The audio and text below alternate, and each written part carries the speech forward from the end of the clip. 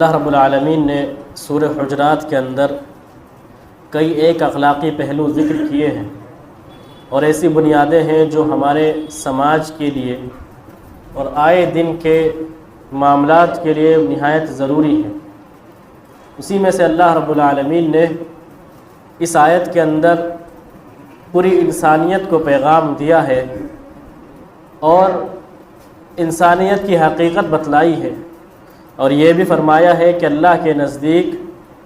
کون انسان سب سے زیادہ پسندیدہ ہے یا قابل عزت ہے۔ اللہ نے فرمایا یا ایھا الناس انا خلقناکم من ذکر و انثی، کہ اے لوگو ہم نے تمہیں ایک مرد اور عورت سے پیدا فرمایا، یعنی آدم علیہ السلام اور حوا علیہم السلام کے ذریعے سے اللہ رب العالمین نے اس انسانیت کی شروعات کی۔ وَجَعَلْنَاكُمْ شُعُوبًا وَقَبَائِلَ لِتَعَارَفُوا، اور شعوب اور قبائل بنائے یعنی خاندان اور قبیلے بنائے تاکہ انسان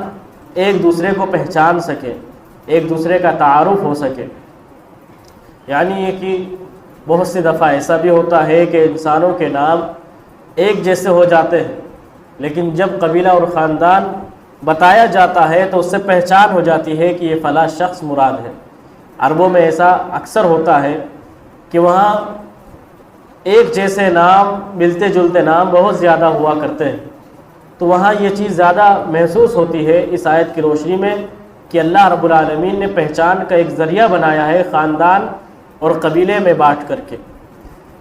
خاندان اور قبیلے میں بانٹنے کا ہرگز یہ مطلب نہیں کہ خاندان والا یا قبیلے والا دوسری ذات یا برادری پر اپنے آپ کو بڑھ کر کے سمجھے۔ اللہ نے اس کو معیار نہیں بنایا ہے۔ خاندان اور قبیلے، ذات، برادری کسی بھی طرح کی بڑھوتری کا معیار نہیں ہو سکتے ہیں، کیونکہ ہماری سب کی اصل آدم اور حوا علیہم السلام ہے۔ کوئی بھی انسان ہو، کسی بھی برادری کا ہو، کسی بھی ذات کا ہو، اس کی اصل کہاں جا کر کے ملے گی؟ حضرت آدم اور حوا علیہم السلام کے پاس جا کر کے ملے گی۔ تو پھر خاندان اور ذات اور برادری کے نام پر اپنے آپ کو اونچا نیچا کرنا یا سماج کو اس اعتبار سے بانٹنا کہ اسلام کی روح کے بالکل خلاف ہے۔ اسلام نے سماجی بھید بھاؤ کو بالکل منع کیا ہے کہ ذات اور برادری، قبیلے کے نام پر سماجی بھید بھاؤ کیا جائے، بلکہ یہ چیزیں تو معرفت کے لیے ہے، جان پہچان کے لیے ہے۔ اور اللہ کے نبی صلی اللہ علیہ وسلم نے اس کی ایک اور وجہ بتلائی ہے جو دینی لحاظ سے ہے۔ اللہ کے نبی نے فرمایا تعلموا من انسابکم، اپنے نسب سیکھو، یعنی دیکھو تمہارے آبا و اجداد کون تھے، ان کے نام جانو، ان کی کیا ہسٹری اور کیا تاریخ رہی اس کو جانو کہ کون کون تمہارے خاندان میں ہے،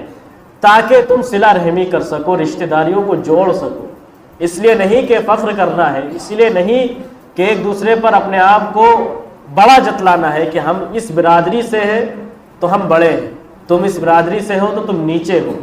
تم نیچ ہو، ایسا نہیں، بلکہ رشتہ داریوں کو جوڑنے کے لیے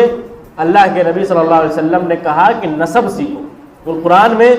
جو ایک وجہ بتلائی گئی وہ یہ کہ ہم جان سکیں کہ کون مراد ہے اس شخص، یعنی جیسے مان لیجیے عبداللہ، کئی لوگوں کا نام ہو سکتا ہے، مسلمان عبداللہ نام رکھتے ہیں، محمد نام رکھتے ہیں، لیکن جب بتایا جائے کہ عبداللہ فلاں گھر کا، فلاں خاندان کا، فلاں قبیلے کا، تو اس طرح جاننے میں، پہچاننے میں آسانی ہو جاتی۔ آگے اللہ نے فرمایا ان اکرمکم عند اللہ اتقاکم، کہ تمہارے نزدیک سب سے، اللہ رب العالمین کے نزدیک سب سے باعزت تم میں سے وہ ہے جو سب سے زیادہ تقوی والا ہے۔ جس کے اندر اللہ رب العالمین کا سب سے زیادہ تقوی ہوگا، جو دین اور شریعت پر سب سے زیادہ عمل پیرا ہوگا، وہ اللہ کے نزدیک سب سے زیادہ معزز ہے، اس کی عزت اللہ کے نزدیک ہے۔ خاندان اور قبیلے نہیں اللہ رب العالمین نے اس لیے بانٹے۔ اللہ رب العالمین نے، جیسا کہ ہم نے بقرعید کے موقع سے باقاعدہ ان خطبات میں سنا کہ اللہ نے فرمایا لن ینال اللہ لحومها ولا دماؤها ولکن ینالہ التقوی منکم، کہ اللہ رب العالمین کو ظاہری عبادت سے مطلب نہیں ہے، یہ گوشت پوشت سے مطلب نہیں تھا، بلکہ اصل تقوی مراد۔ اسی لیے اللہ کے نبی صلی اللہ علیہ وسلم نے یہ بھی فرمایا ان اللہ لا ينظر الى صورکم، کہ اللہ رب العالمین تمہاری صورتوں کو نہیں دیکھتا، ولا اجسادکم، نہ تمہارے جسم کو دیکھتا ہے، اللہ کو نہ تمہاری چہرے سے کوئی مطلب ہے کہ تم گورے ہو کہ کالے ہو، خوبصورت ہو کہ بدصورت ہو، نہ تمہارے جسم سے مطلب ہے کہ تم ہٹے کٹے ہو یا کمزور ہو، بوڑھے ہو کہ جوان ہو، بلکہ اللہ کیا دیکھتا ہے؟ وَلَٰكِن يَنظُرُ إِلَىٰ قُلُوبِكُمْ وَأَعْمَالِكُمْ، اللہ رب العالمین دلوں کو دیکھتا ہے اور عمل کو دیکھتا ہے، کس کا عمل اللہ کے لیے خالص ہے اور کون نیک عمل کرنے والا ہے۔ اللہ کے نزدیک عزت اس انسان کی، تو ہمیں بھی عزت اسی بنیاد پہ دینی چاہیے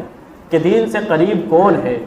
کون دین کے زیادہ معاملات کو جاننے والا ہے، اس پر عمل کرنے والا ہے۔ ہمیں عزت اسی بنیاد پر دینی چاہیے، کیونکہ یہ معیار اللہ رب العالمین نے بنایا، اسی معیار کو ہمیں بھی قائم رکھنا چاہیے۔ اس لیے اللہ کے نبی نے یہ بھی فرمایا کہ تم نیک انسان سے دوستی کرو، اور تمہارا جو مہمان بنے یا تم کسی کو کھانا کھلانا چاہتے ہو تو نیک انسانوں کو دعوت دو، فاسق اور فاجروں کے ساتھ اٹھ بیٹھ نہ کرو، کہ جن کو دین دنیا سے کوئی مطلب ہی نہیں ہے، جن کو یہ نہیں پتا کہ اسلام کیا ہے، اسلام کن چیزوں کا نام ہے۔ ایسے انسانوں سے دوستی کرنا اور ایسے انسانوں کے ساتھ اٹھنا بیٹھنا ہمارے دین کے لیے بھی اور دنیا کے لیے بھی، دونوں کے لیے نقصان دہ۔ تو اس لیے اللہ رب العالمین نے جیسا کہ کہا کہ سب سے زیادہ متقی انسان اللہ کو سب سے زیادہ پسندیدہ اور باعزت اللہ کے نزدیک ہے، ہمیں بھی یہی معیار بنانا چاہیے۔ آگے اللہ نے کہا ان اللہ علیم خبیر، کہ بے شک اللہ رب العالمین جانکار ہے اور خبردار ہے، یعنی اللہ رب العالمین تمہارے دلوں کی چھپی ہوئی باتوں کو بھی جانتا ہے، اور جو کچھ تم کرتے ہو، جو تمہارے اعمال ہیں، اللہ رب العالمین ان کو بھی جانتا ہے۔ تو یہاں پر اللہ رب العالمین نے انسانیت کی بات سب سے پہلے رکھی